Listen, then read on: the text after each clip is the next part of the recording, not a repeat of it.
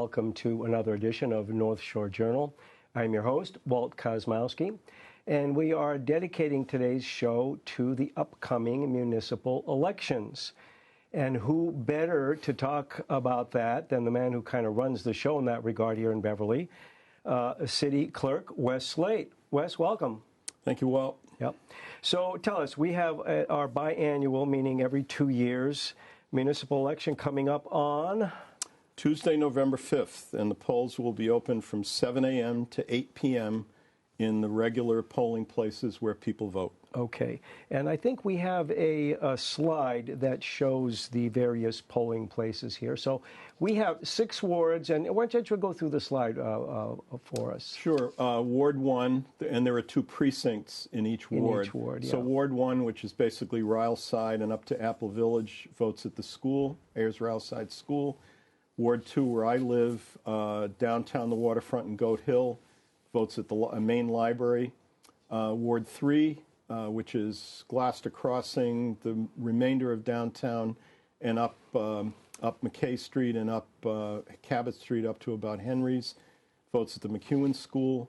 Ward 4, which is the Cove and Montserrat areas, is at the Cove Elementary School. And Ward 5, which is North Beverly, is at the North Beverly Elementary School. And Ward 6, which is the largest ward geographically, covers Centerville, Pride's Crossing, and Beverly Farms, votes at the Centerville School. Yeah, and again, those polling places, it's a regular polling place, and if people are not sure where they vote, they should know, but if they don't, just give us a call and we'll make sure they know where to go. Yeah, Centerville, that's my Centerville School, that's my ward. And even though you broke it out there in Precinct 1 and Precinct 2, in each case, in every ward, both Precinct 1 and Precinct 2 vote in the same location, correct? They do, Walt. They're all in the same room in the schools. The only minor difference is at the library. They're in 2 separate rooms on the ground floor. 2-1, Ward 2, Precinct 1 votes in the Sawyer room on the left as you go in the Winter Street entrance.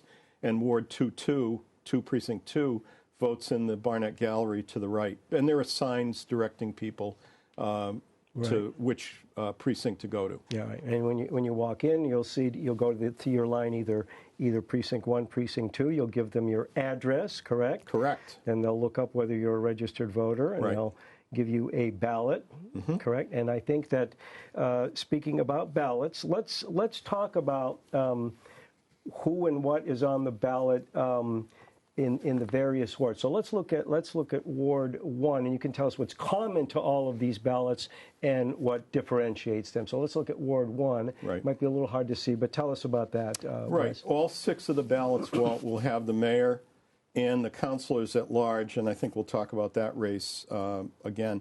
Those will be the same on all 6 ballots. Right. And this is what you have up as a graphic is a copy of the absentee ballot, and it's got a line through it just so that nobody can use it as a real ballot. The difference from ward to ward will be the counselor and the school committee on the right. Which would be on the right. Correct. So now tell us about the mayoral race.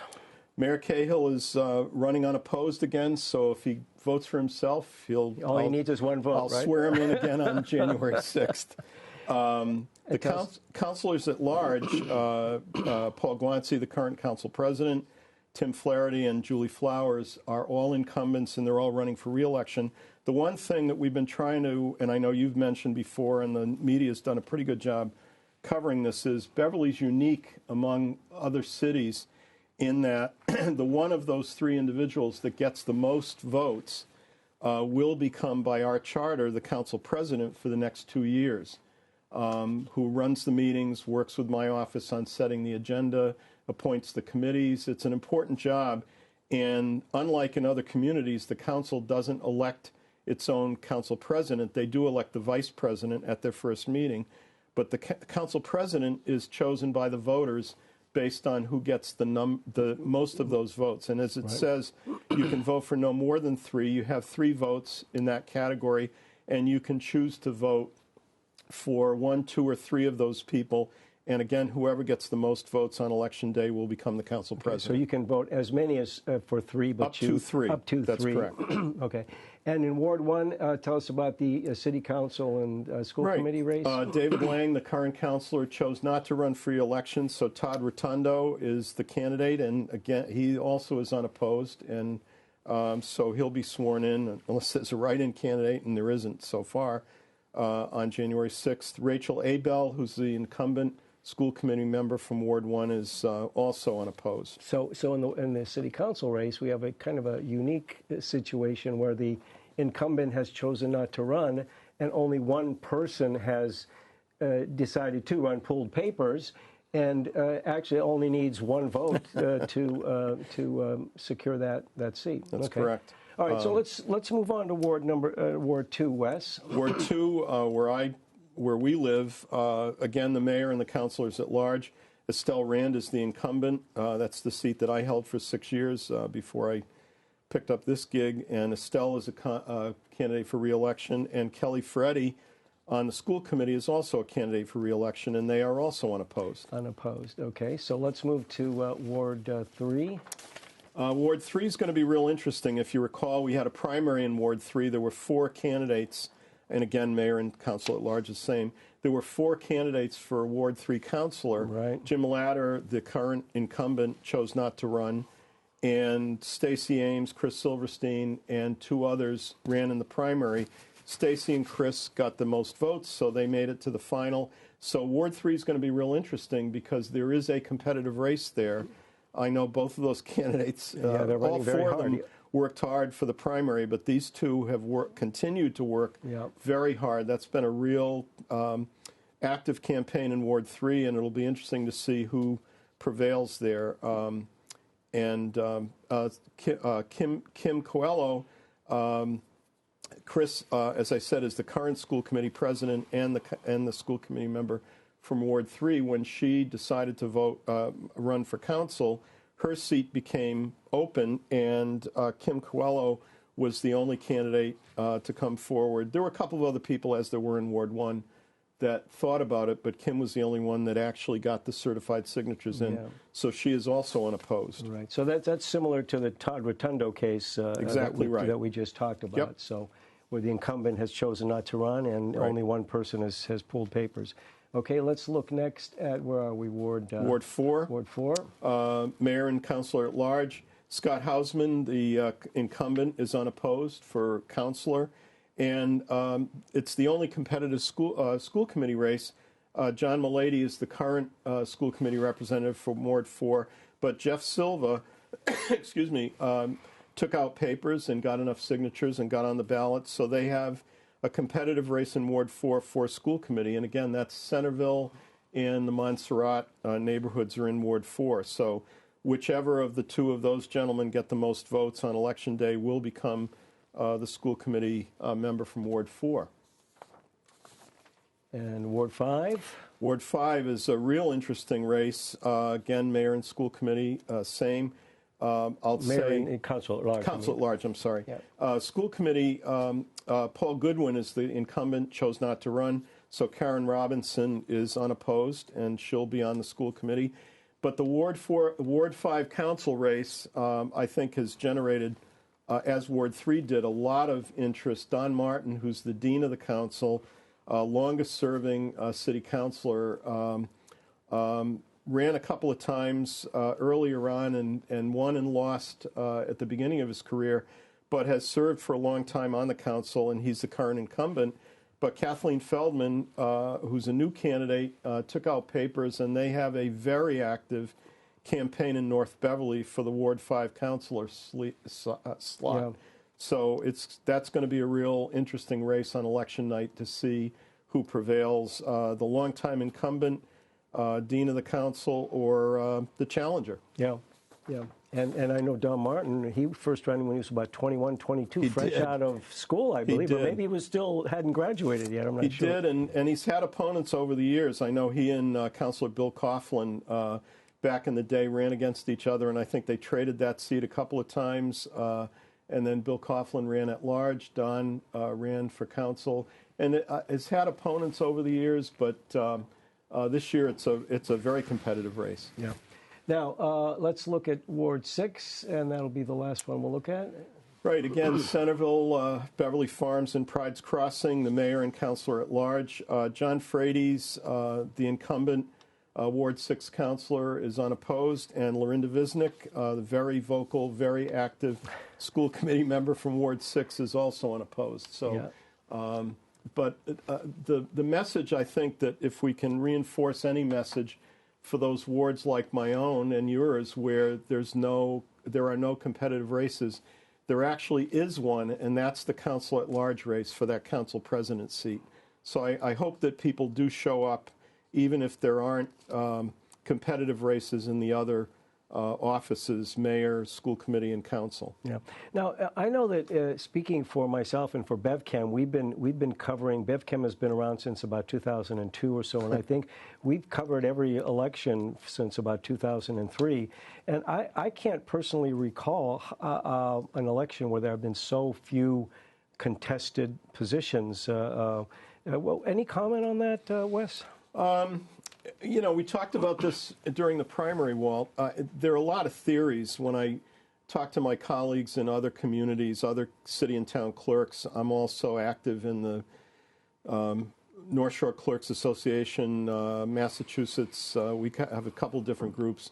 And I'm also the secretary of the Mass City Clerks Association. And the answer seems to be the same from community to community, other than in particular areas where there are contested races.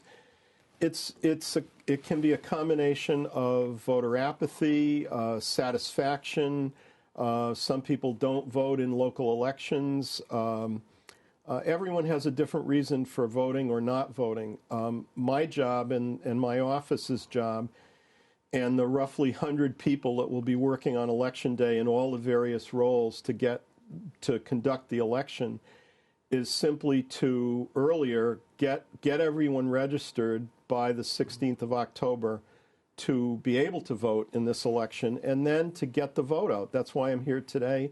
That's why we're doing these shows, and we just want, it's very important in my mind, in a democratic society where people feel very strongly about pretty much everything these days. Your vote in a local election has so much to do with those 16 people that I'll swear in on January 6th here at the high school in the auditorium at noon. Mayor, school committee, and council literally are the 16 elected officials in Beverly that have the most to do with our lives as Beverly residents in what goes on in the city. So we just want everyone to vote, whether they show up on Election Day or at this point, although we're not doing early voting as part of the city election, we do have absentee ballots. That was an example of them that we had up, and we can talk about that as well. In a bit, yeah. Yeah. Now, typically, when you do have so few contested races, the percentage of voters that show up does go down, and I know that puts you in a kind of a, I never really thought about this before, but you have to print up the ballots, right? You have to go to a printing house and print up ballots, and so you're faced with, how do I print up 5% more than the number of registered voters given for damage or whatever, spoiled ballots, or do I decrease them? How do you do that? Well, it's true, because we're literally making a decision on that, which affects what it costs us. And city elections we pay for. The state does not, although we follow state election law, the state does not pay for any part of this election. It's all done by in the city budget, and we budgeted for that. We literally had to determine, as you said, with the printer, how many ballots for each, and there are 6 ballots because there are six different wards. How many ballots for Ward 1, Ward 2, Ward 3?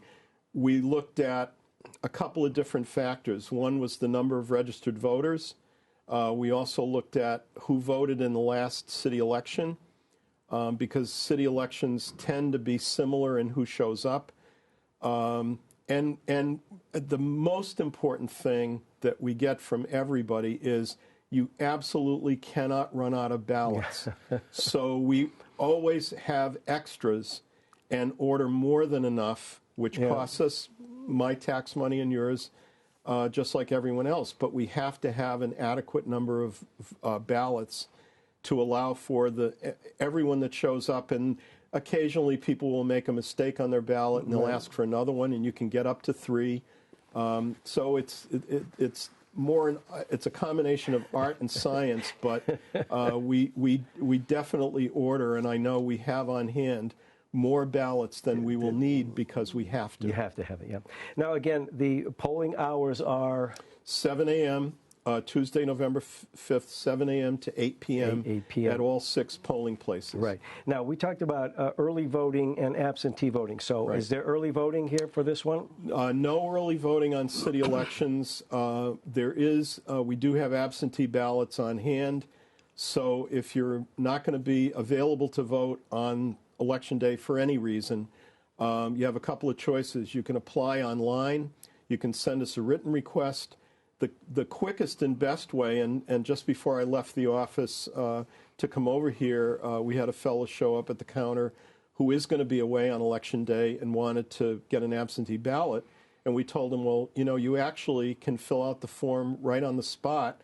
We can hand you the ballot. We have a booth set up right in the hallway of City Hall. Okay. You can mark your ballot. We'll put it in a sealed envelope. It'll be locked up until the date of the election, and the police officers will take it out to his individual polling place where it will be fed through the machine to count it. So I would suggest to anybody that hears this or sees this broadcast before Election Day, if for any reason you're not sure you're going to be able to vote that day, just come into the office, get an absentee ballot, vote on the spot. Your vote will be counted. If we don't have it back, because if they apply by mail or online, we are required to mail the ballot out to them. Oh, is that They right? can return it to us in hand, but it has to be received back in the office by the end of Election Day, and the application has to be in by noon the day before Election Day. So at this point, with a short time left for elections, my best advice is come in and vote. Come in and vote. So so you can't do this online. No, you can get the application online, but which you you then have to get to us. We have to mail the ballot out. And then you have to get it back physically to us. back to City and Hall. frankly, we have had, and this is not unique in Beverly, we have had real problems with the U.S. mail, despite our best efforts and the local postal service people in Beverly. We do everything we can to get the ballots out to people, get them back. The postal carriers literally bring in ballots the day of the election on separate deliveries, but we typically will get some ballots after Election Day, and unfortunately, we cannot count them. The one exception to that in state and federal elections is overseas voters, but that does not apply to city elections. Okay. Now, we were talking earlier before we went on the broadcast about poll workers and the people that actually are out there staffing this. So tell us a typical voting spot. What sort of workers how would you classify them, and how many are there, and what are their functions? Right. By state election law, there is the person in charge of each precinct is called the warden. They tend to be the most experienced people that we have. Many of them in the 12 precincts have done this many times, and we're very fortunate. We've got a real good crew of people. The second in command is the clerk, who is responsible for a lot of the paperwork, and there's plenty of it on Election Day. And then, and they're kind of the backup to the warden. There are also what are called inspectors, and those are the people when you come in, there's generally at least 2 at the check-in table who will, as you said, ask for your address, make sure you're on the voting list. If you are and you're registered, they'll hand you a ballot. You go to the booth, you mark it, you go to the inspectors at the checkout desk. They'll mark off your name again because the 2 in and out books have to agree, and then you put your ballot in the tabulator. It counts the votes and registers how many ballots have come in, and you're done. We generally have at least, by state law, we generally have at least 6 people, warden, clerk, and 2 inspectors in and out, in check in and check out. On a busy election, we'll have more. next year when there's a presidential election. Obviously, we'll have more people. There is also a uniformed Beverly police officer at every precinct, all 12. They are there to guard the ballots. They physically pick them up from my office at 6 o'clock that morning, deliver them to the precinct. They are there to ensure the integrity of the ballots, and they physically carry them back with the warden to the office at the end of the day. Right. Obviously, they also can assist the warden with any problems that they might have if anybody's interfering with the voting process, but they're not there to be parking lot attendants or anything else. They're there to make sure that the ballots are secure and that there's nothing that interrupts the voter from being able to cast their ballot. Now, let me ask you a question. Are the votes counted at each precinct as they're being cast, and then you get a tabulation of that in your office? Or is it when the votes are actually taken by that uniformed officer back to City Hall, and then they're officially counted? It's a combination. Well, what happens is at the very beginning of the day, before the polls open, I mentioned the police officers pick up the materials, the voting machines and the ballots at the office right after 6 o'clock in the morning. The poll workers are due at the precincts by 6:30, and between 6:30 and 7, when they open the polls, they get everything connected and working, and they run what's called a zero tape from the voting machine, from the tabulator, which shows that there are no votes that have been counted on that machine so far. And they post a copy of that. They run a couple of those. They post one right at the polls, so anybody that wants to see can see that when the polls open, there were no votes counted in that machine. Mm-hmm. At the end of the day, they run another tape, and that will show, to answer your question, how many votes have been cast for each individual office, how many blanks there were, how many write-ins there were, that the machine doesn't count but kicks into a separate compartment, and they count those separately. At the end of the day, they will also post that tape with the results on the inside of the window of the polling place. And then they will bring, the warden and the police officer will bring the tabulator, the actual voting machine, off the ballot box with the votes counted in it and a copy of the tape. And there are 2 software programming cards, a primary and a backup, in those new tabulators that we're now using in our third election. And so the results are posted at the polling places even before we see them. Yeah. When they bring them back, we pull the cards out of the machine. We put them into a computer that generates a report there. And then separately from that, excuse me, we have a spreadsheet that I will enter the numbers into the spreadsheet with someone reading the numbers off the tape that they've given us. And as the spreadsheet progresses once we get all 12 precincts, then we'll have the votes, the unofficial votes for each ward, and then citywide for the whole election. And we'll post those, and I email them out to the candidates, to the elected officials, to the media. You get copies of them. Anybody I can think of, anybody that's asked for them, and we post them on the website, and we try to get the word out as much as possible on the unofficial results. The official results, excuse me, we have a couple of days to post, and those would include any hand counts and any write-ins. We don't have any write-in candidates that I'm aware of or that I've heard about, and the hand counts are simply any ballots that went into the machine that the machine for some reason couldn't read, and we have to manually, in our office, tabulate those results. And there may be a few of those ballots that have to be added, and that would be why there's a difference from the unofficial results to the official results. Let me just mention one thing that I didn't in connection with the importance of voting, even in a city election. It's recent memory because it's the last one we did 2 years ago. If people recall, and I know you do, it was a city election. There weren't a lot of competitive races. The mayor was unopposed. a number of the counselors were. Excuse me, but the counselors at large race. Right. There were 6 candidates that made it through to the final. Excuse me. And when we counted the votes that night, Paul Guanci got the most votes, so he was the council president. Julie Flowers, excuse me, came in second. There was a break between them, but Julie did very well. And then Matt St. Hilaire, who was the other incumbent, because Jason Silva didn't run, that was the seat that Julie got. Matt St. Hilaire and Tim Flaherty, who came in fourth, excuse me, on election day were within 11 votes of each other.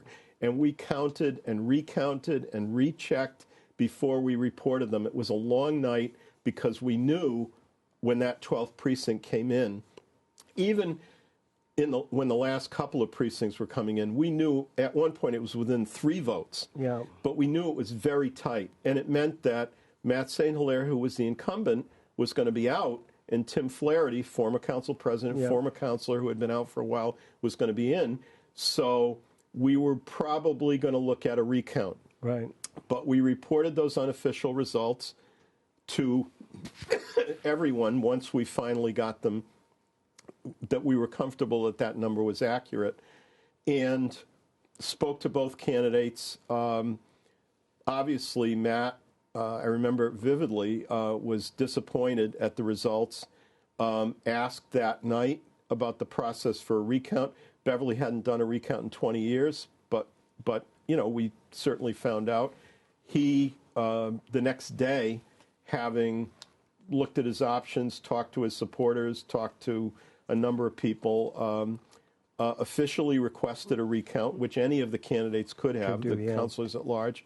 We conducted the recount with the help of the solicitor's office, outside counsel, a woman named Lauren Goldberg, who's one of the 3 attorneys statewide that's an expert on recounts. And the results held? The results held. When the manual count was done on the recount, it turned out to be 14 votes. Didn't change the result. Tim picked up 3 votes from election night. Let's talk about when will be the inauguration and swearing in of the new group of candidates. That's an easy question because it's by our charter, our city constitution, the first Monday in January following the election in 2020. That'll be Monday, January 6th at noon. In the high school? Last couple of years, we've done it at the high school, and I'm fairly certain that's where it'll be again. There's a whole ceremony involved. It's a nice day. The high school band and chorus are involved. Yep. The mayor, and then there's a whole ceremony. I have to read the certificate of election to announce the results, and then I swear in the mayor, and then the city council. And then the city council president separately, whoever gets the most of those votes, and then the school committee. And then there's some more program then.